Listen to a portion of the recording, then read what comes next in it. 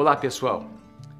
Eu quero conversar com vocês sobre as eleições que se aproximam e o nosso posicionamento como cristãos nesse processo político tão importante para a nossa nação. O profeta Abacuque, no capítulo 1, versículos 3 e 4, declara o seguinte: Por que me fazes, Senhor, ver a injustiça e contemplar a maldade? A destruição e a violência estão diante de mim, a luta e conflito por todo lado. Por isso a lei se enfraquece e a justiça nunca prevalece. Os ímpios prejudicam os justos e assim a justiça é pervertida. Essas palavras, injustiça, maldade, destruição, violência, lutas e conflitos por todo lado, leis enfraquecidas, justiça pervertida, citadas aqui pelo profeta Abacuque, parece que se referem aos nossos dias. Tudo que ele está declarando aqui poderia se aplicar à nossa geração, os dias em que nós estamos vivendo. Mas Abacuque, assim como Jeremias e tantos outros profetas, eles profetizaram sobre situações sobre as quais eles não tinham controle. Eles não podiam mudar a situação, a não ser que houvesse uma resposta por parte dos judeus. Logo depois que Abacuque profetizou, e também Jeremias, o Império Babilônico invadiu Jerusalém, invadiu as terras de Judá, levando cativo ali as pessoas, os judeus, e eles não tiveram poder para mudar aquela situação. E o que isso tem a ver com a gente? Eu quero dizer a você que a situação é a mesma, mas nós temos o poder de mudar. Nós estamos vivendo uma época tão chave da nossa nação, em que nesse ano o futuro, os rumos da nossa nação, o destino da nossa nação será decidido pelo voto do povo. E eu quero dizer a você uma coisa: tem muita gente desanimada nesses dias por causa das notícias de corrupção, de impunidade, tanta miséria em que nosso país está vivendo, experimentando tanta violência, e a gente começa a ver os políticos aí, aqueles mesmos, não é, que sempre estiveram aí na mídia, fazendo as mesmas promessas, se apresentando novamente, e tem muita gente desanimada, muito crente desanimado, e até procurando a gente para dizer: pastor, acho que eu não vou nem votar, não vou nem participar desse momento, porque de tão desanimado que eu estou. Eu quero dizer a você, em nome de Jesus, não faça isso, querido, porque sempre que nós nos omitimos como crentes, como cristãos, como povo de Deus, alguém vai ocupar esse espaço. Eu quero lembrar você que tem gente que é muito intencional, tem gente que é muito perseverante, com intenções más, e eles têm ocupado lugares chaves da nossa nação, porque nós, como cristãos, muitas vezes temos nos omitido. Eu queria compartilhar com vocês alguns princípios, alguns posicionamentos que eu creio que nós precisamos adotar como cristãos num momento tão chave como esse. O primeiro deles, nós precisamos orar. É um posicionamento de oração, digo, uma oração intencional. Orar pela nossa nação, orar pelo futuro da nossa nação. Nós precisamos nos arrepender pelos pecados da nossa nação.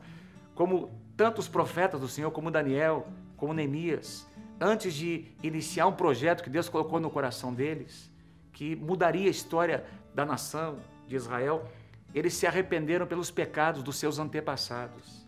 E a palavra do Senhor diz em 2 Crônicas, capítulo 7, versículo 14, uma passagem que nós conhecemos muito no meio cristão: se o meu povo, Deus diz, que se chama pelo meu nome, se humilhar e orar e me buscar e se converter dos seus maus caminhos, então, diz o Senhor, eu ouvirei dos céus, eu perdoarei os seus pecados e eu sararei a sua terra.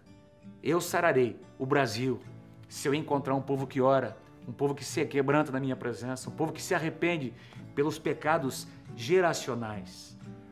O segundo posicionamento que eu entendo que Deus deseja que nós assumamos é o nosso papel sacerdotal nessa sociedade.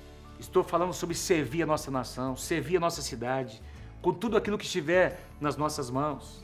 Atos de compaixão, atos de justiça, trazendo dignidade para as pessoas, curando os enfermos, libertando os oprimidos.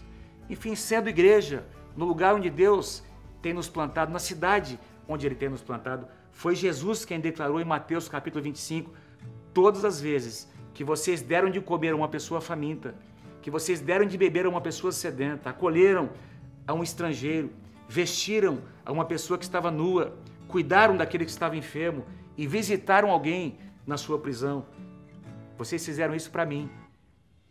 Jesus estava dizendo, quando vocês tocaram uma pessoa necessitada, era para mim que vocês estavam fazendo. Isso é ser igreja. E nós precisamos continuar fazendo. Nós precisamos canalizar essa indignação nossa em atos de compaixão, em atos de justiça, mas também não basta apenas orar e agir como igreja com atos de justiça e compaixão. Tem um terceiro posicionamento que eu creio que é tão importante quanto os outros, que é exercer o nosso papel profético. Eu disse a vocês que alguns profetas do Antigo Testamento viram coisas e profetizaram sobre situações sobre as quais eles não tinham controle. Mas nós temos, nós podemos mudar. Nós vivemos num regime democrático, nós pagamos nossos impostos e nós temos o poder do nosso voto. Nós podemos sim determinar o destino da nossa nação. Quero lembrar vocês que o que nós estamos experimentando hoje como cidadãos é fruto de uma semeadura que nós mesmos fizemos. Os políticos que estão aí governando a nossa nação, eles foram colocados por nós. E nós temos o poder de mudar esse quadro. Afinal de contas, eu creio que você concorda comigo que é necessário haver uma reciclagem, uma mudança, uma nova geração de líderes ocuparem esses cargos tão importantes na nossa nação. Alguém poderia dizer, mas pastor, como é que eu posso escolher um candidato? Eu quero sugerir a você, avalie algumas questões muito simples, não é? E você já vai conseguir, pelo menos, saber em quem não votar. Quem é essa pessoa? É uma pessoa de tradição cristã? Quais são os princípios e valores que essa pessoa defende? Ele fala abertamente sobre esses princípios, ele assume a sua responsabilidade ou as suas convicções cristãs? A que partido essa pessoa pertence? Você sabe que os partidos têm como base princípios e valores e ideologias que devem ser comparados com a palavra de Deus. Se não estiver alinhado à palavra, não vote nessa pessoa. Nós estamos sofrendo no nosso país coisas que foram estabelecidas, leis que foram feitas, que estão trazendo prejuízo para a nossa nação, porque esses homens que estavam no poder pertenciam a partidos que têm ideologias que ferem os princípios da palavra de Deus. Querido, parte desse papel profético é continuar denunciando, pregando a palavra, ensinando a palavra e sendo uma voz profética. Eu creio que Deus quer nos dar sabedoria para que nós discernamos alguns líderes emergentes que já estão surgindo aí na nossa geração. Alguns jovens, alguns homens e mulheres, irmãos e irmãs em Cristo, que Deus tem levantado para ocuparem lugares chaves na nossa nação neste tempo e nessa hora. Seja ousado, meu querido. Não se omita das suas responsabilidades. Quero deixar com você 2 versículos mais. Jeremias capítulo 22, versículo 3 diz: assim diz o Senhor, executem o direito e a justiça e livrem o oprimido das mãos do opressor. Esse é um papel que Deus colocou nas nossas mãos como igreja. Nós podemos executar o direito e a justiça, não apenas orando, não apenas com atos de compaixão, mas exercendo a nossa cidadania, livrando o oprimido das mãos do opressor. Eu quero finalizar com esse último versículo, que está no Salmo 33, versículo 12, também um versículo que você conhece. Feliz é a nação cujo Deus é o Senhor, e o povo que Ele escolheu para a sua herança. Queridos, que o Senhor nos dê ousadia e também sabedoria, para que as nossas escolhas atraiam a bênção e o favor do Senhor sobre a nossa nação. Que Deus te abençoe em nome do Senhor Jesus.